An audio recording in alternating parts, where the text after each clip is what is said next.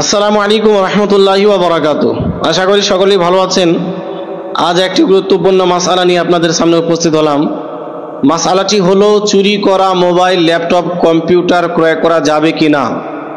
আজকাল প্রায় মানুষকে বলতে শোনা যায় যে অমুক জায়গাতে মোবাইল, ল্যাপটপ, কম্পিউটার ইত্যাদি খুব সস্তা দামে বিক্রি করা হচ্ছে, তো সেখানে গিয়ে কিনে নেওয়া যাক। যেহেতু দামি মোবাইল, দামি ল্যাপটপ, দামি কম্পিউটার খুবই সস্তা দামে পাওয়া যাচ্ছে, অনেক মানুষ ক্রয় করছে, ব্যবহার করছে। তো এই প্রসঙ্গে শরীয়তের মত কি, শরীয়তের দিক নির্দেশনা কি?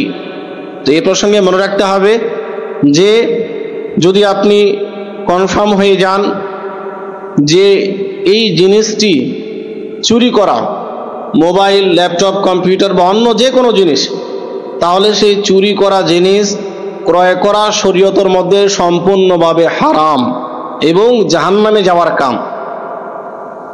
আর যদি কনফার্ম না জানেন, আপনার দৃঢ় ধারণা হয়, দীর্ঘ বিশ্বাস যে না এই লোকটি চুরি করে নিয়ে এসেছে, তো এমতো অবস্থাতেও ওই জিনিস ক্রয় করা শরীয়তের মধ্যে হারাম।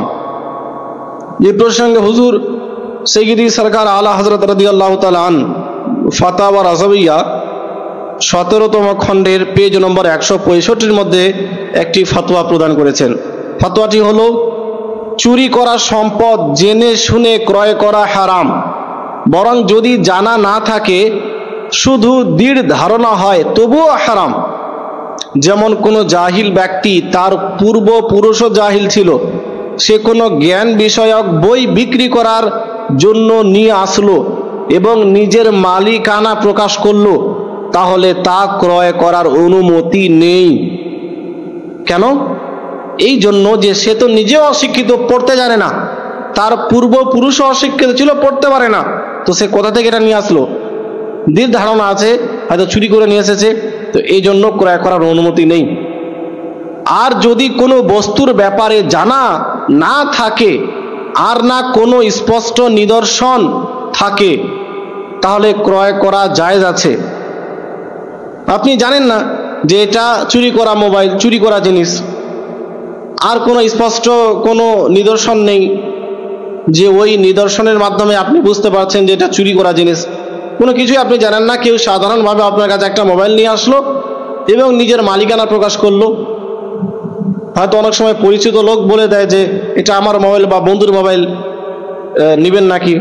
তো এমতো অবস্থায় যদি টোটালি না জানা থাকে, তাহলে যদিও বা জায়েজ, কিন্তু অতঃপর অর্থাৎ ক্রয় করার পর যদি প্রমাণ হয়ে যায় যে এটা চুরি করা সম্পদ, তাহলে তা ব্যবহার করা হারাম। মানে ক্রয় করে নিয়েছেন, কিন্তু ক্রয় করার পরে আপনি জানতে পারলেন যে এটা চুরি করা জিনিস, তাহলে সেটা ব্যবহার করা হারাম। এর হুকুম কি হবে? এর হুকুম হলো যে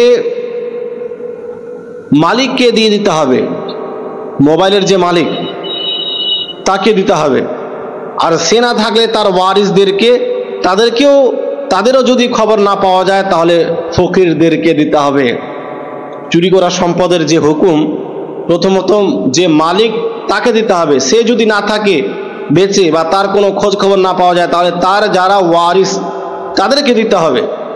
আর যদি তার ওয়ারিসদেরও খবর না পাওয়া যায়, তারাও জীবিত না থাকে, তাহলে এমতো অবস্থায় এ কথা বলা যাবে না যে যেহেতু মালিক নেই, মারা গেছে, বা কোনো খোঁজ খবর পাওয়া যাচ্ছে না, তার ওয়ারিসদের কোনো খোঁজ খবর পাওয়া যাচ্ছে না, বা তারা মারা গেছে, তো আমি নিজেই ব্যবহার করি, এর অনুমতি নেই। বরং শরীয়ত এখন নির্দেশ দিচ্ছে যে এখন ফকিরদেরকে সাদকা করে দিতে হবে। তো এই আলোচনা থেকে সুস্পষ্ট হয়ে গেল যে চুরি করা জিনিস জেনে শুনে ক্রয় করা সম্পূর্ণভাবে হারাম। যদি আপনি কনফার্ম না হন, বরং দৃঢ় ধারণা হয় যে অমুক জায়গাতে চুরি করা মাল বিক্রি করা হয়, চুরি করা জিনিস বিক্রি করা হয়, দৃঢ় ধারণা, দৃঢ় বিশ্বাস, এমতো অবস্থাতেও সেই জিনিস ক্রয় করা হারাম। আর যদি ক্রয় করার সময় আপনি জানতে না পারেন যে এটা চুরি করা জিনিস, ক্রয় করার পরে জানতে পেরেছেন, তাহলে সেটা ব্যবহার করা হারাম। ওই মোবাইলের যে মালিক তাকে দিয়ে দিতে হবে যদি আপনি খবর পান, যদি না পান তাহলে ফকির মিসকিনদের সাদকা করে দিতে হবে। এটাই হলো শরীয়তের বিধান। আসসালামু আলাইকুম রহমতুল্লাহ।